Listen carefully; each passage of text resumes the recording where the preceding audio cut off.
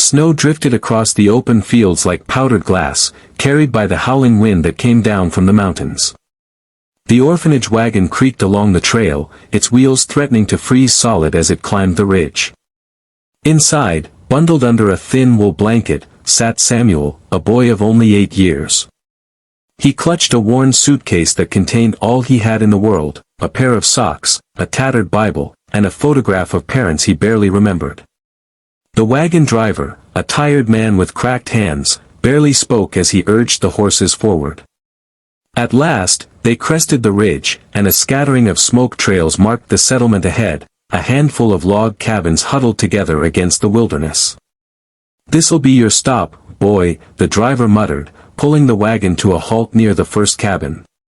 He checked his slip of paper, misread the faint ink in the poor light, and waved Samuel down. "This here's the miller's place. Good folk. Now mind your manners." Samuel stepped out into the snow, his shoes thin, his breath fogging in the bitter air. The wagon rolled away, leaving him alone before the cabin. The door opened, creaking on its hinges. An older man stood in the doorway, his coat buttoned tight, a wide-brimmed hat shading his eyes. Beside him was a woman wrapped in a shawl, her cheeks pink from the fire's warmth inside. The boy lowered his eyes. "Are you, the Millers?" he asked in a small voice. The woman gasped, clutching the man's arm. She saw the boy's thin figure, his suitcase almost as large as his body, and her heart twisted. For years she had prayed for a child, only to be told again and again by doctors that her body could not carry life. Every Christmas, every spring planting, every harvest, she and her husband ate in silence, their cabin filled only with the crackle of the fire instead of a child's laughter. The man cleared his throat. "Name's Thomas. This here's my wife, Margaret." He looked at the boy carefully. "You've come a far way, son."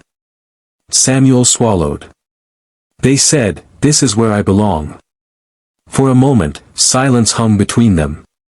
Then Margaret stepped forward, her hand trembling as she touched the boy's shoulder. "Oh, Thomas," she whispered, her eyes filling with tears. "Look at him." The boy raised his eyes.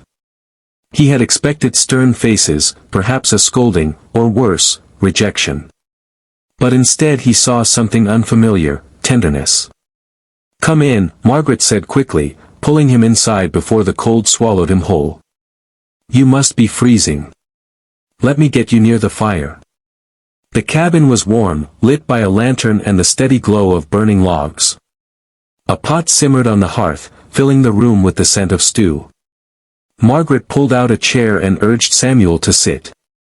Thomas set the boy's suitcase by the door and lowered himself into a chair across the table. He studied Samuel with a quiet seriousness. "How old are you?" "8, Samuel answered softly. Margaret pressed her hands to her lips, tears spilling freely now. "Thomas," she whispered, "he's perfect." The man's sternness faltered. He reached across the table, placing a weathered hand on the boy's. "Son," he said, voice breaking, "you've no idea what it means, seeing you here."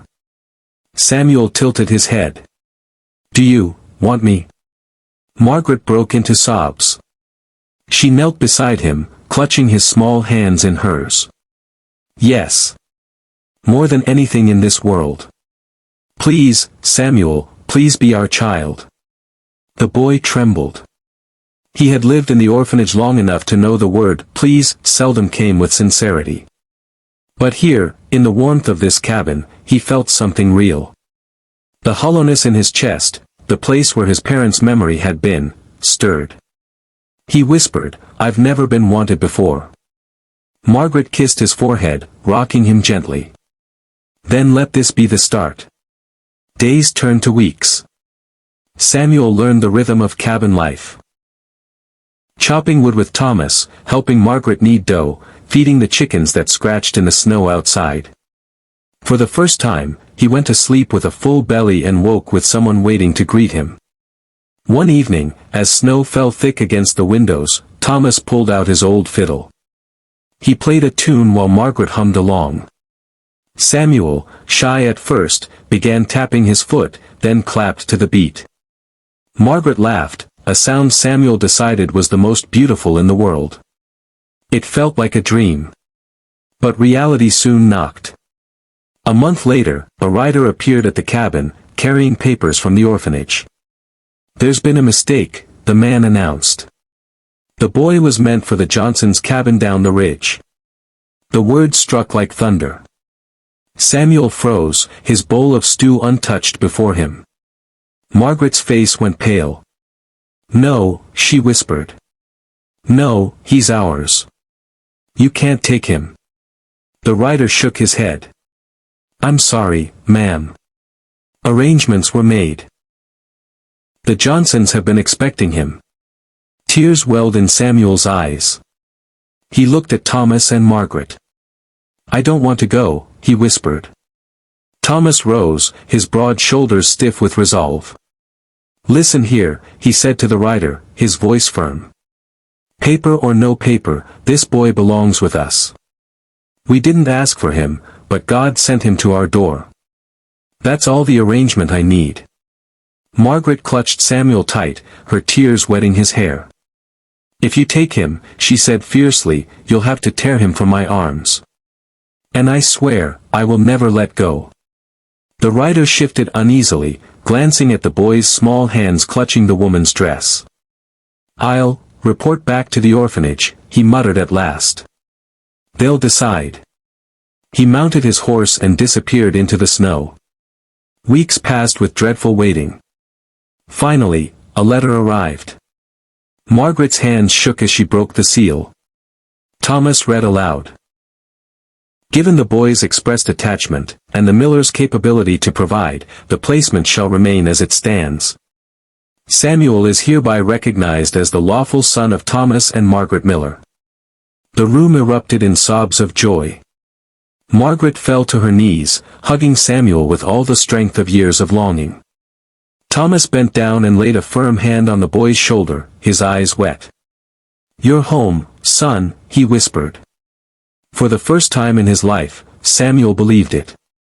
And so the cabin in the snow, once filled only with silence, rang with laughter, songs, and the warmth of a family bound not by blood, but by a miracle of love and fate.